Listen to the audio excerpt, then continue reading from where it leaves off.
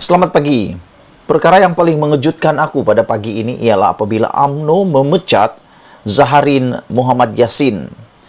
Aku rasa ramai orang kenal siapa ini Zaharin. Bagi saya seorang pemerhati politik dan juga penganalisis politik, saya sangat mengenali beliau. Beliau merupakan salah seorang blogger paling berjaya UMNO pada satu ketika dahulu, dan beliau ini adalah orang yang paling lantang mempersoalkan ataupun mengkritik perbuatan-perbuatan yang aku fikir tidak baik yang berlaku dalam kepimpinan UMNO.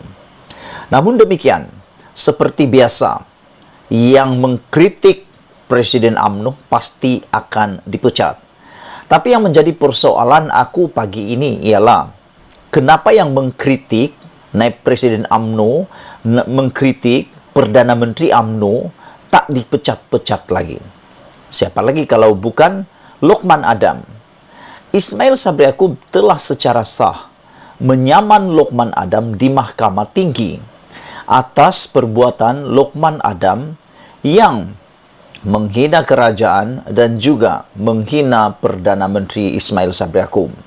Harus diingat, dalam UMNO hierarki kepimpinan sangat dihormati. 5 top 5 UMNO, salah seorangnya ialah naib Presiden UMNO merangkap Perdana Menteri UMNO adalah Ismail Sabri Yaakob. Seringkali dikecam secara terbuka, dihentam secara terbuka, dan yang paling penting, telah pun disaman fitnah oleh Ismail Sabri Yaakob, dan Ismail Sabri Yaakob baru-baru ini telah pun memenangi arahan daripada mahkamah supaya Lokman Adam tidak mengeluarkan apa-apa kenyataan dan tidak lagi membuat video berkaitan perkara itu. Namun demikian, yang menjadi kekesalan kita sebagai pemerhati dan pemerhati politik ini ialah Muhammad Zaharin atau Zaharin Muhammad Yassin ini pula dipecat oleh UMNO kerana kelantangannya mengkritik dan mengecam UMNO sejak kebelakangan ini. Itulah persoalan aku.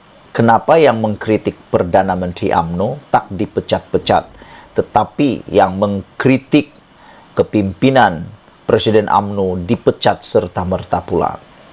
Majelis Kerja Tertinggi UMNO malam tadi bersetuju memecat aktivis politik Datuk Zaharin Muhammad Yassin daripada ahli parti berkuat kuasa serta-merta. Setiausaha Agung UMNO Datuk Seri Ahmad Maslan berkata keputusan itu diambil mengikut pasal 10 dalam .6 dibaca bersama pasal 5.6 kerana Zaharin didapati melanggar etika ahli UMNO di bawah pasal 20.9 Perlembagaan UMNO. Adalah dimaklumkan bahawa mesyuarat MKT memecat Datuk Zaharin Muhammad Yassin daripada menjadi ahli UMNO berkuat kuasa serta-merta. Baguslah tu. Kalau Zaharin dipecat UMNO, aku rasa masih banyak yang sedia menerima perjuangan beliau sebagai aktivis politik ini. Kalau dia pergi ke PKR, aku fikir dia akan diterima. Apalagi kalau PBM, Parti Bersatu Malaysia. Kalaulah Bersatu ambil ini satu kelebihan dan keuntungan untuk PBM. Tak apalah, pecat lagi ramai-ramai dipecat. Lagilah bagus. Aku fikir selepas itu, selepas kes Najib dipenjarakan di penjara Kajang, aku ingat adalah pembersihan berlaku, adalah peningkatan kebersihan berlaku dalam UMNO. Tetapi yang dipecat ini lain pula yang berlaku pada hemat aku. Saudara-saudara, Zaharin yang juga seorang blogger sebelum ini lantang mengkritik beberapa pemimpin parti, termasuk Presiden UMNO Datuk Seri Ahmad Zahid Hamidi melalui media sosialnya. Mei lalu, Zaharin mengkritik Zahid susulan kononnya wang yang diterima dari Singapura bagi tujuan kepentingan UMNO.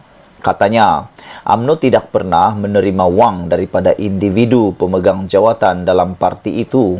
Sebaliknya, bantuan kewangan disalurkan kepada pengurusan UMNO bahagian melalui ibu pejabat parti itu.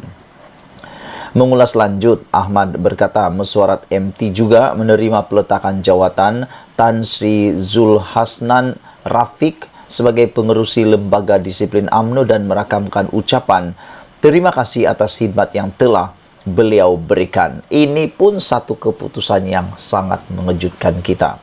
Bayangkan Tan Sri Zulhasnan, yaitu pengurusi lembaga disiplin UMNO, pun telah letak jawatan serta-merta.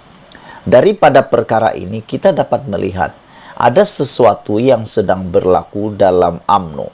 Aku tak tahu apa yang mau dicakap, aku tak tahu apa yang sedang berlaku sesuatu itu, tapi daripada indikator, daripada petunjuk-petunjuk ini, ada sesuatu yang sedang berlaku di dalam UMNO. Bayangkan saja, Zaharin yang mengkritik kepimpinan UMNO dipecat. Manakala jawatan Tan Sri Zulhasnan pula yang meletak jawatan juga sebagai seorang pengerusi lembaga disiplin UMNO pun letak jawatan. Dua perkara ini menjadi indikator yang boleh kita jadikan satu alasan untuk kita berpikir dalam-dalam apa sebenarnya yang sedang berlaku di dalam UMNO. Kenapa Zaharin dipecat dan mengapa pengerusi disiplin UMNO ini pula letak jawatan. Biasanya lembaga disiplin UMNO ini akan menentukan kes-kes tertentu, kes-kes yang akan melibatkan pemecatan, tindakan tata tertib dalam UMNO. Tapi kenapa serentaknya mereka ini letak jawatan? Kenapa? Tan Sri Zulhasnan letak jawatan dikala Zaharin dipecat. Pikir-pikirkanlah saudara-saudaranya. Sebagai penggantinya, mesyuarat bersetuju untuk melantik Datuk Muhammad Hafarizam Harun sebagai pengerusi lembaga disiplin UMNO yang baru. Terdahulu, MT UMNO sepakat memutuskan pembubaran parlimen hendaklah diadakan dalam masa terdekat bagi membolehkan pilihan raya umum ke-15 diadakan pada tahun ini juga. MT UMNO menyerahkan kepada naib presidennya yang juga Perdana Menteri Datuk Seri Ismail Sabri Yaakob berhubung tarik pembubaran parlimen dan PRU 15 untuk dipersembahkannya di Pertuan Agong. Macam konten aku sebelum ini, aku terfikir seakan-akan UMNO ini adalah penggerak kepada Ismail Sabri Yaakob pula. Di mana kuasa Ismail Sabri Yaakob sebagai Perdana Menteri? Ismail Sabri Yaakob adalah Perdana Menteri untuk rakyat Malaysia dan dia adalah Ketua Kabinet, Ketua kepada Pentadbiran Malaysia. Bukan kepada UMNO. Majikan Ismail Sabri Yaakob bukan UMNO, tetapi rakyat Malaysia dan kerajaan Malaysia.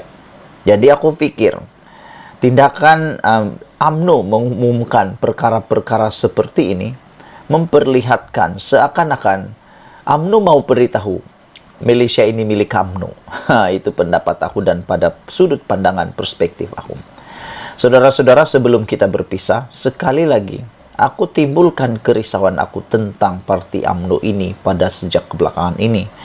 Zaharin dipecat, tapi Lokman tak dipecat-pecat.